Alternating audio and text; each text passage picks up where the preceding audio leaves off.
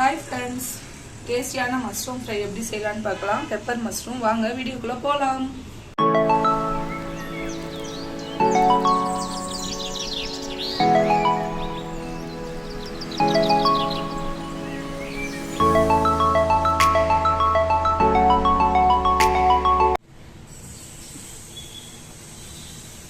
நல்லெண்ணெய்.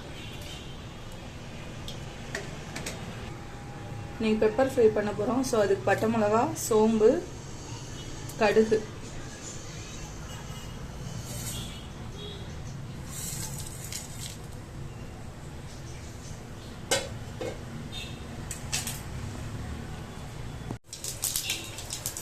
வெங்காயம். நான் பெரிய வெங்காயம் ஒன்று எடுத்துருக்கேன்.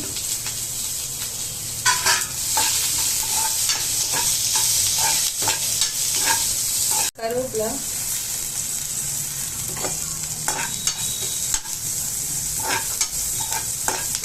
வெங்காயம் நல்லா வதங்கி கண்ணாடி பதம் வரட்டும்.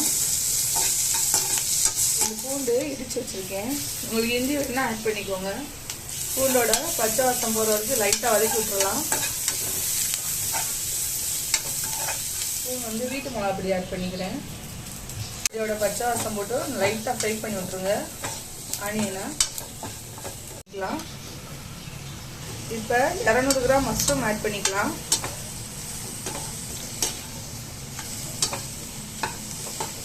மஷ்ரூமில் நிறைய மண் இருக்கும். ஸோ ஒரு தடவைக்கு 4 தடவை நல்லா வாஷ் பண்ணிக்கோங்க. வாஷ் பண்ணிவிட்டு கட் பண்ணுங்கள். பெப்பர் மஷ்ரூம் அப்படின்றனால நான் மிளகா பொடி வந்து 1/2 ஸ்பூன் சேர்த்துருக்கேன். உங்களுக்கு இன்னும் கொஞ்சம் காரம் வேணும் அப்படின்னா உங்களுக்கு காரம் ஏற்ற மாதிரி 1 ஸ்பூன் எடுத்துக்கலாம். நல்லா உப்பு சேர்த்துக்கலாம்.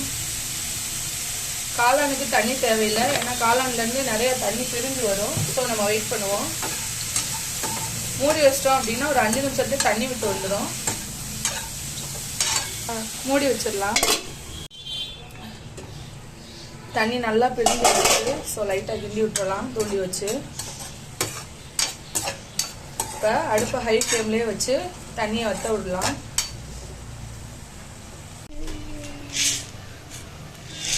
தண்ணி வத்துறதுக்குள்ளே நம்ம மிளகு சீரகம் அரைச்சிடலாம். 1 ஸ்பூன் மிளகு, 1 ஸ்பூன் சீரகம்.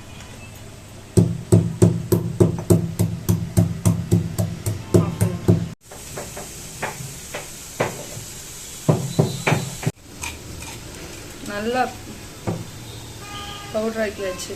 தண்ணி எல்லாம் நல்லா ட்ரை ஆயிடுச்சு. ஸோ இந்த ஸ்டேஜில் நம்ம தேவையான அளவு பெப்பர் சேர்த்துக்கலாம்.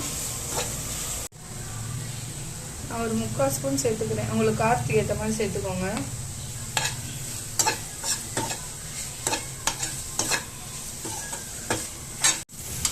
அவ்வளோதான், நம்மளோட பெப்பர் மஷ்ரூம் ரெடி. இந்த வீடியோ உங்களுக்கு பிடிச்சிருந்தா மறக்காம மீனு சர்வீஸில் சப்ஸ்கிரைப் பண்ணுங்க, லைக் பண்ணுங்க, ஷேர் பண்ணுங்க, கமெண்ட் பண்ணுங்க. பிடிச்சிருந்தா உங்களோட நண்பர்களுக்கு ஷேர் பண்ணுங்க. நெக்ஸ்ட் வீடியோவில் பார்க்கலாம். பாய்.